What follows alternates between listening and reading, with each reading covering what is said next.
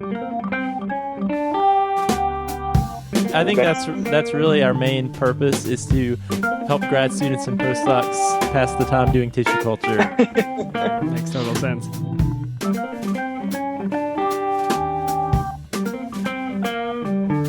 Welcome to Hello PhD, a podcast for scientists and the people who love them. Today on the show, we learn about skills to support your lab mates through the trials of graduate school. Stay with us.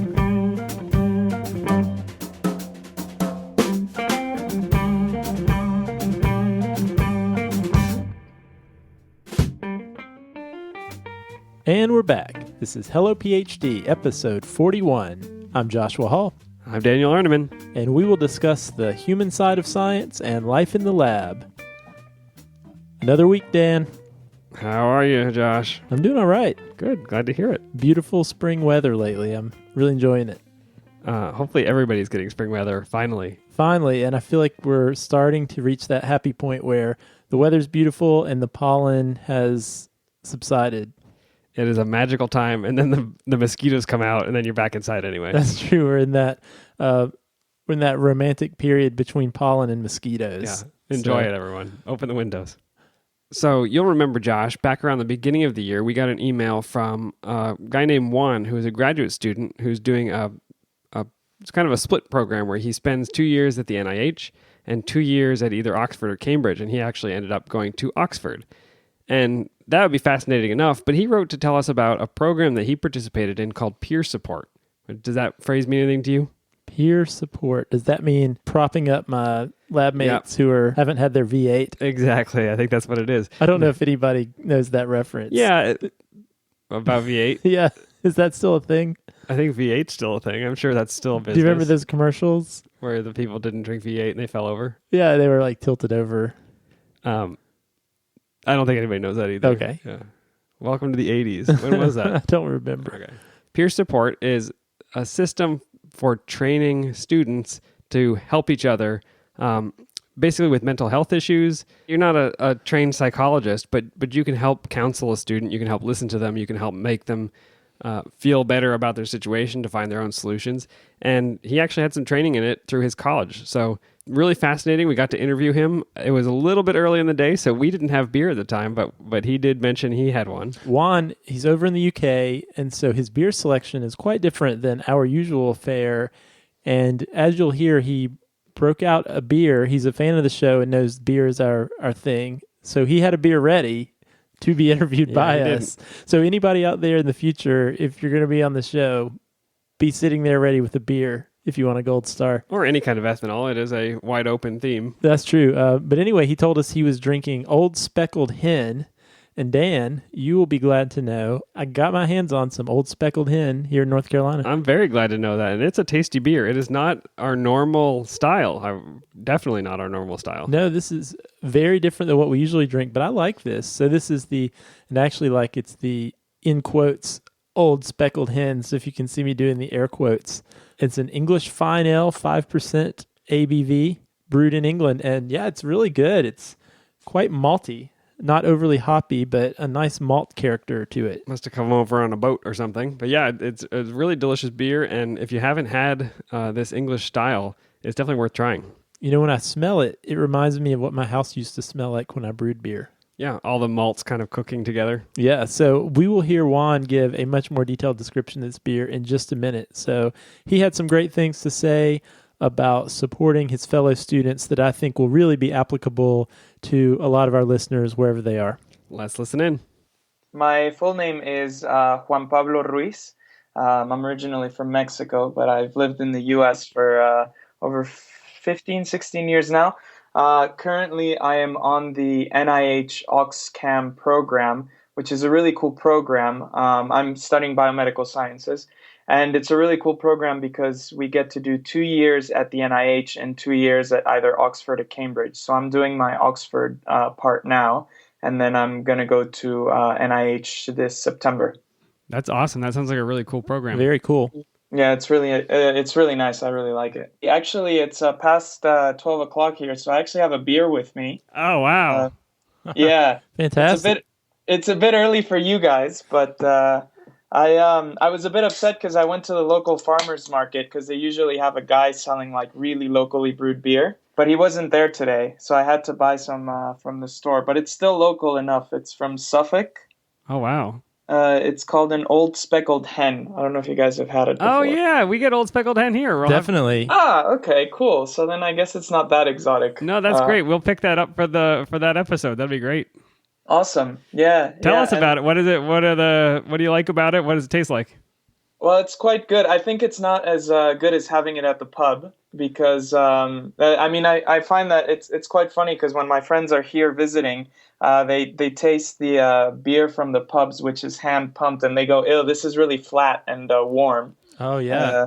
But this one is nice and cold. So I guess I like beer, but I'm not really good with the tasting stuff. But on the can here, it says the aroma is malty, toffee, lightly roasted, and the taste is abundance of malts and distinctive toffee character. So very good. Yeah, I don't know if you've heard the show before, but we're not very good at tasting either, so I wouldn't worry too much about it.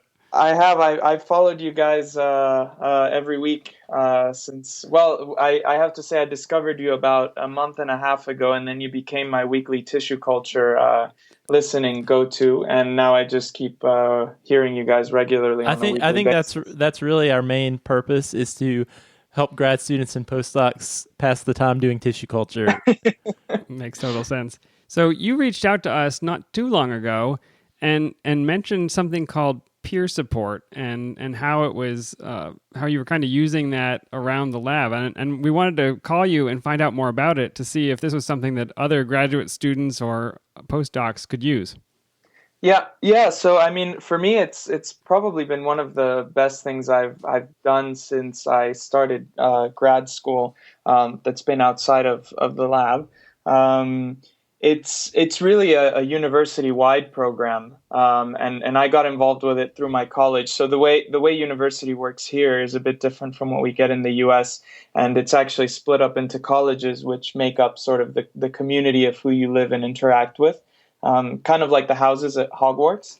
So yeah, probably exactly like that, right? Yes. Well, I mean, are you Ravenclaw or Hufflepuff? You're not Hufflepuff, are you? No, we're not Hufflepuff, but I don't know what house. I keep trying to think what house. So I'm at Pembroke College. What the equivalent of us is, and I can't think of any of the four because there's clearly some Slytherin and Ravenclaw houses. Is that right?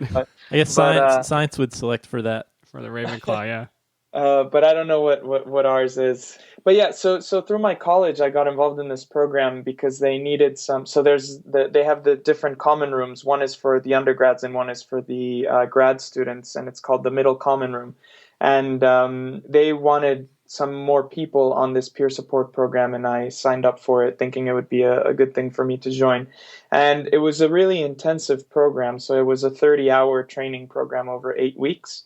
But it was really nice because basically what the point of it is when you're in university, whether you're doing a PhD or any other degree, you're going to go through some stressful times.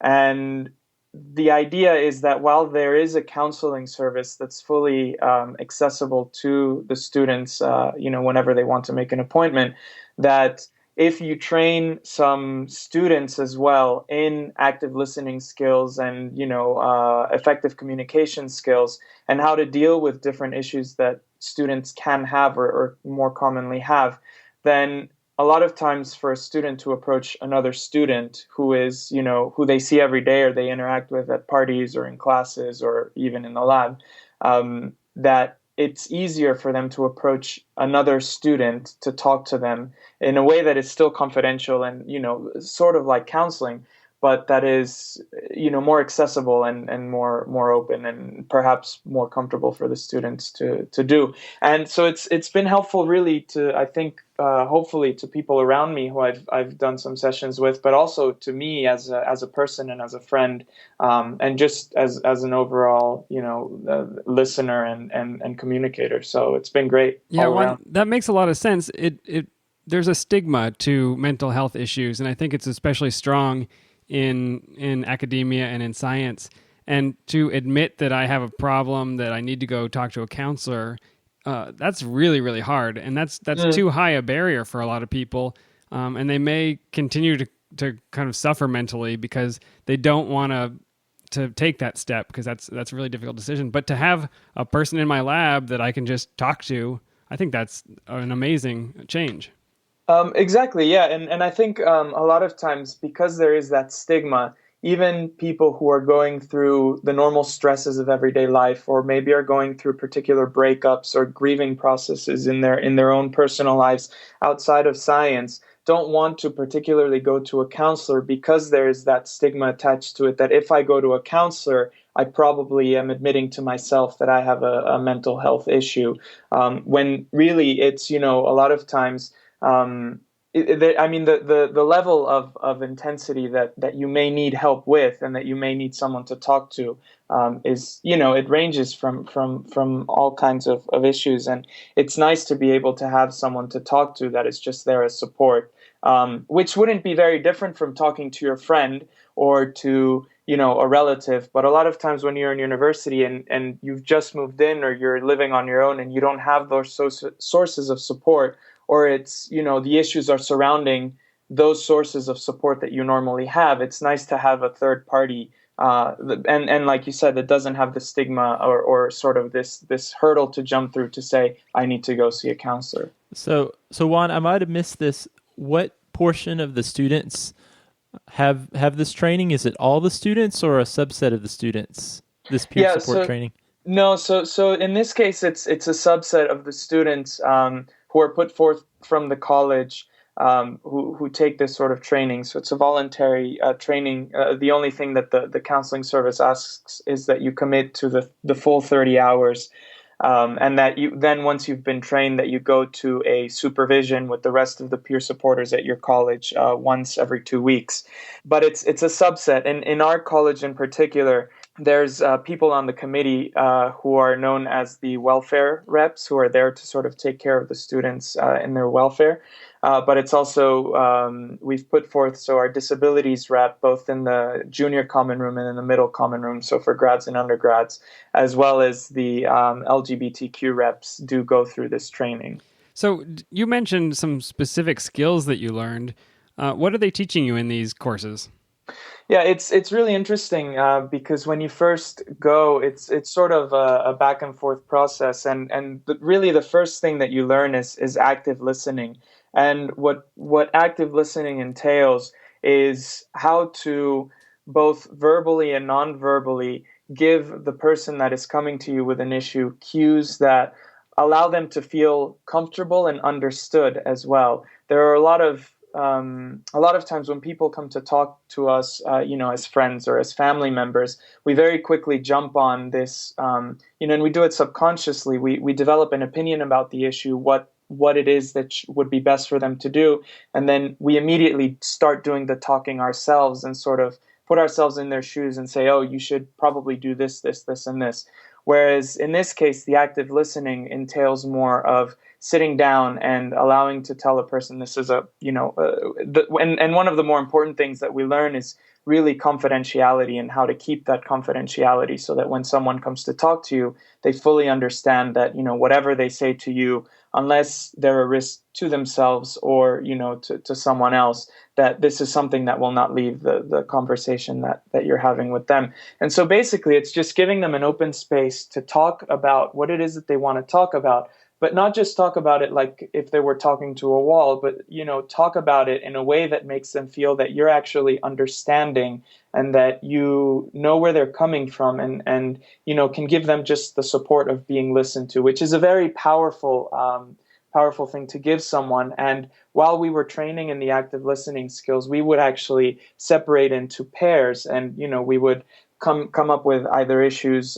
imagined or real in our own lives that again were confidential, and we would go back and forth practicing the active listening, but also feeling that freeing experience of what truly being listened to and acknowledged and understood gives. And so that's the main thing that we go through. But then we also learn skills such as effective communication. So rather than being passive aggressive or passive aggressive, how to be non-violently assertive and be able to communicate your needs and your feelings to people in all ranges. And also how to deal with other, issues that can come up, such as family issues that people bring with them over to the university or that have to deal with when they go back home, stress related to exams or working in the labs, supervisor issues, and as well, some things that can tend to be a little bit more serious, such as suicide prevention and ways to help people going through emotional crises in their university or grad experience. I mean, when you originally said 30 hours of training, I thought, well, that should be like a one-day session and be done with it. But it sounds like it really is a comprehensive look at mental health. And I think it's great that they're having you practice these skills, because I think active listening is one of those things that you will use all of your life, but you get better and better and better the more you do it. Exactly. And the person that was training us is a counselor at the counseling service at Oxford. So they're actually really well trained and experienced in a lot of what the issues that the students are bringing to them. So it was a really good learning experience. And like I said, we've got supervision once every 2 weeks, and this is just for an hour, but it's where all the peer supporters from my college and the other college that we trained with get together with our trainer and bring up issues that are happening around our college, so that if we feel a bit overwhelmed with the issues that are coming to us, then we can also have our sense of support and our ability to communicate these things. Because a lot of times, that's one other important thing that they teach you, is that you can't just be there giving and giving and giving to someone without taking care of yourself as well. Because if you're not taking care of yourself emotionally, then a lot of these issues can sort of transfer onto you and can become really damaging to you as an individual as well. Yeah, you have to, when the plane is going down, you attach your own mask before you attach the mask to the people next to you. And I think that's a great life lesson. Do you have something? Exactly. Yeah, so it sounds like really great comprehensive training that could be useful not just in science and grad school, but lots of places. Yeah. Could you talk, though, for a minute about any practical ways you have seen this training be useful, in the lab or with other students that you've observed?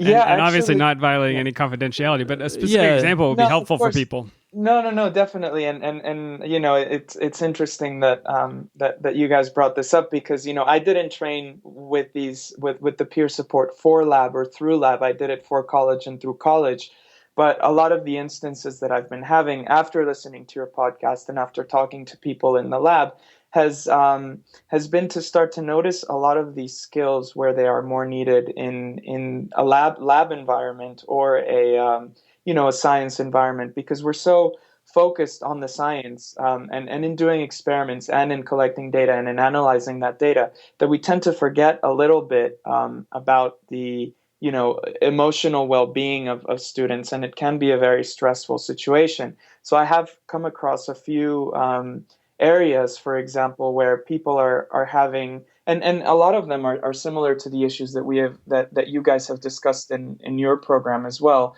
where it's issues of perhaps there's some miscommunication going on as to the expectations of how much time should be put into lab and how much time should be put outside of lab. How do you balance work and life? And how do you communicate that effectively with your supervisor so that both the expectations and needs of both parties are met? And that's where the effective communication comes into play.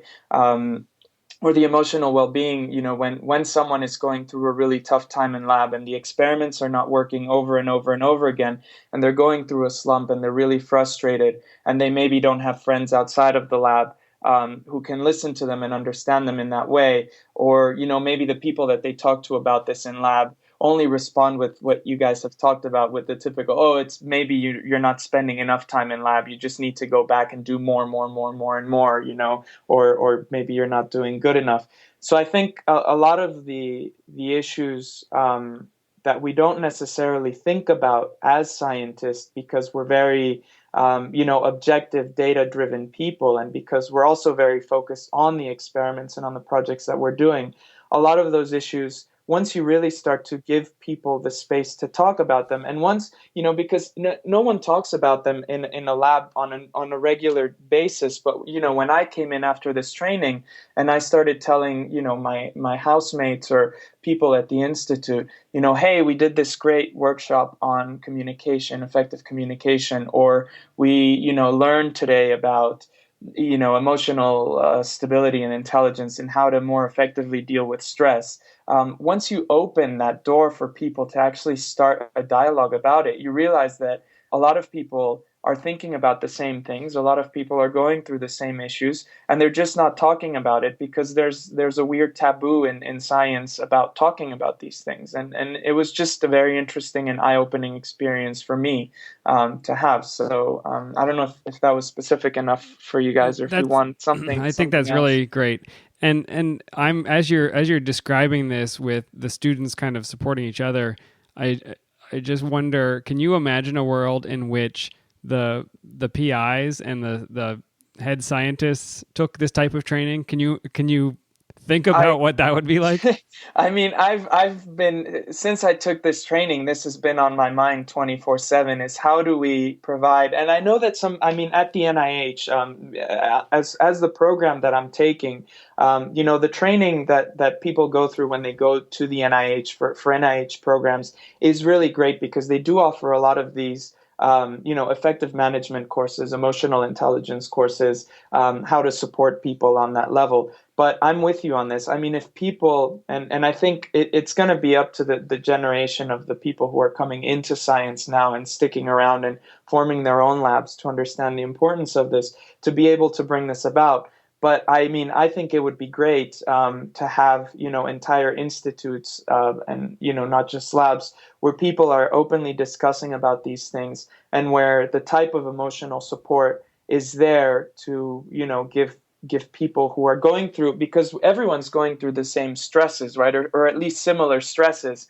So talking about these things and being able to give each other support through these methods, effective communication and active listening. These are all things that I think people could only benefit from. I think it would only make things much better than what they already are. So one last question that I have is, you were fortunate that your institution had this training available that you were able to take part in. So for our listeners, grad students and postdocs who are listening to this and think, yeah, that would be really helpful to learn some of these skills, active listening, emotional intelligence, just being able to more effectively support peers. Or to be supported. Yeah. What advice do you have for, let's say, a graduate student who's at an institution that maybe doesn't have this formalized training, but who would be very interested in learning more or trying to instigate something like this on their own campus? What advice would you have for them? Yeah, I think that's a very good point, and I think it would be great if people did look into this. A lot of times, it won't be perhaps the science areas that have these types of trainings, but I know that a lot of businesses and corporations do take a lot of this into account and give this type of training because of industrial and organizational psychology. So it could be that the training might not be offered through the science department, but if they perhaps search out in other departments, they may find that there are other places that offer this within the university. The other option would be to actually go to, I think and hope that most universities nowadays have some sort of counseling service for students. And so if they feel comfortable enough approaching some of the counselors at the university and saying, hey, this sounds like a great model, how do we go about learning or bringing some of these techniques into the university so that people can peer support, then perhaps their counseling service can then, start a plan for incorporating into the university, and maybe even contacting me. I'm happy to put them in touch with the Oxford Counseling Service, and they can offer tips and advice about when they were starting these programs up.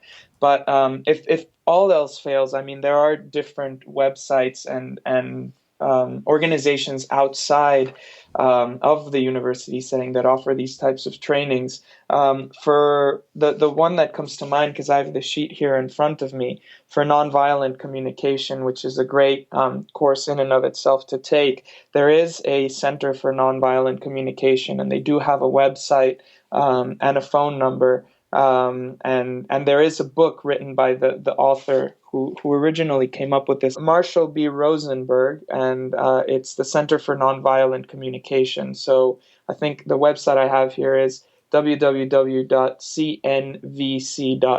and I guess they can find out information on that type of thing as well. My university, or the college, is running another course called Adaptive Resilience, which is a lot along these same lines, but more geared toward teaching people how to deal with stress in high stress situations and how to maintain a constant level of sort of contentment and calm.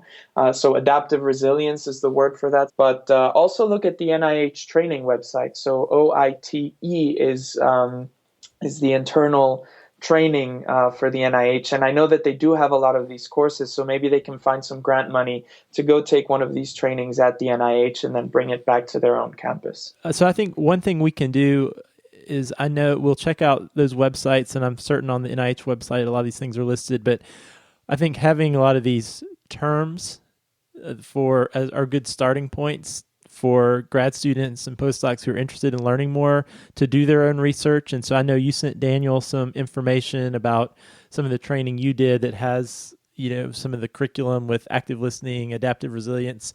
What we can do is compile these terms on our show notes when this posts, and so students, it'll give them a starting point to know what to look for on their own campuses as they look for training or go online to try to learn more about these topics.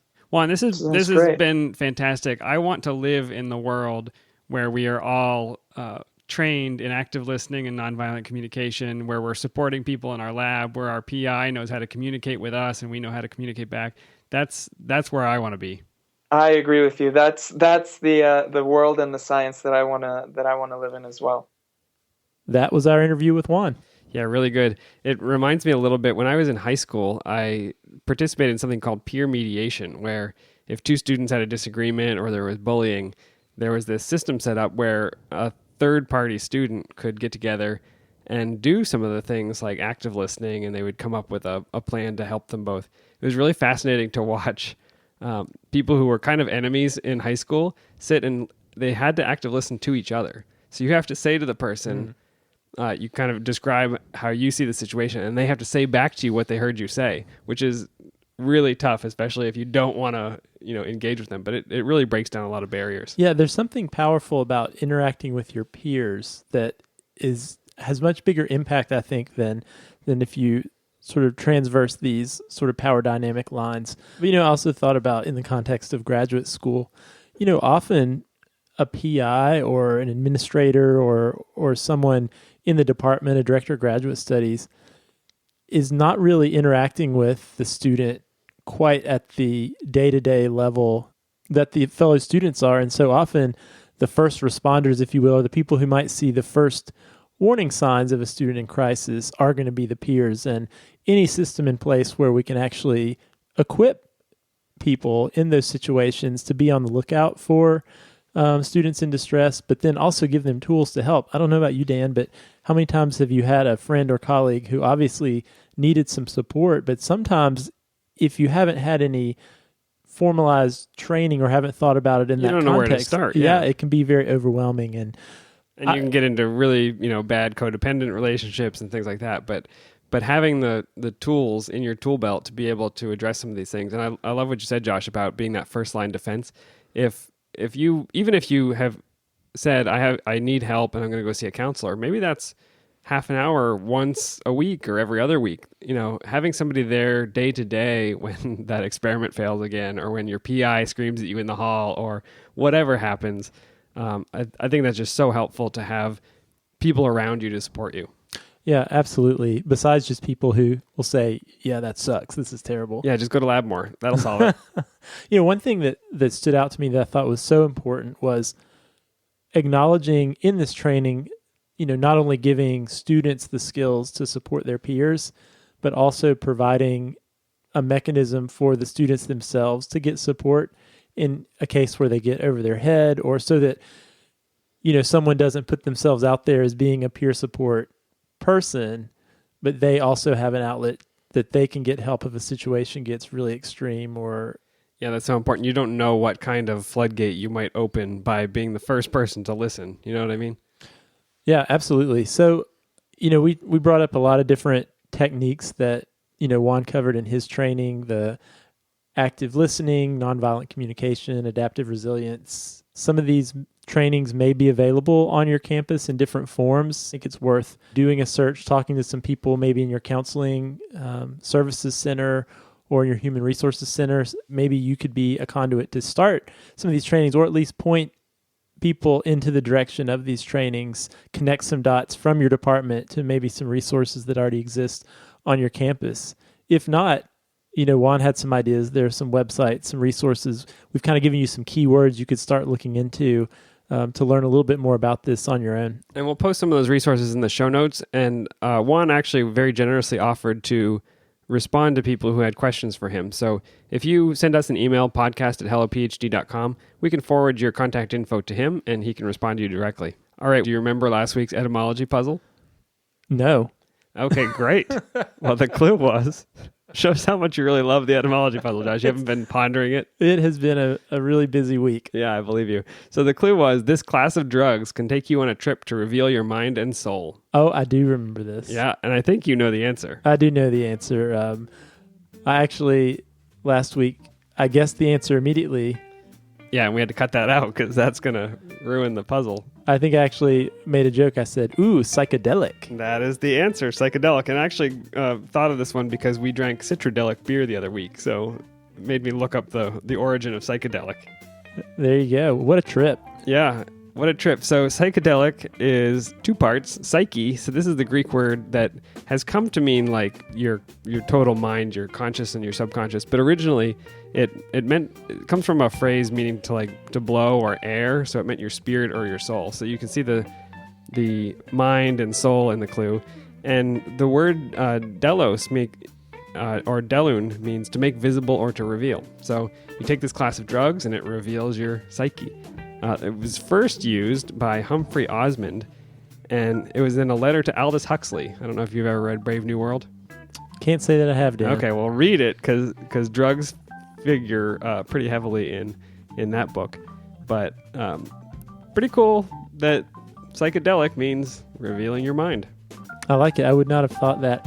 I kept wondering if the term deli has something to do. It was going to be folded in there. Delicatessen, yeah. Some deli meat.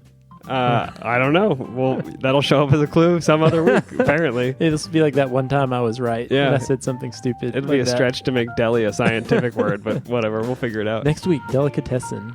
All right. Well, Juan, who did a lot of work to bring you this episode this week, also wrote an etymology puzzle for us. I tell you, Juan was the total package as far as the guest goes. He showed up with a beer in hand, ready to talk about his topic, and he even came armed with his own etymology puzzle. He had set the bar very high. Yes. So high. Okay. Well, I had to modify his clue a little bit because it was actually too hard. I had a very tough time getting it, and so he had to tell me the answer. So I modified it a little bit. Hopefully that's okay, Juan. The clue is, if a Westerner offers you a handful of nuts from this tree, you'd be heartless to refuse.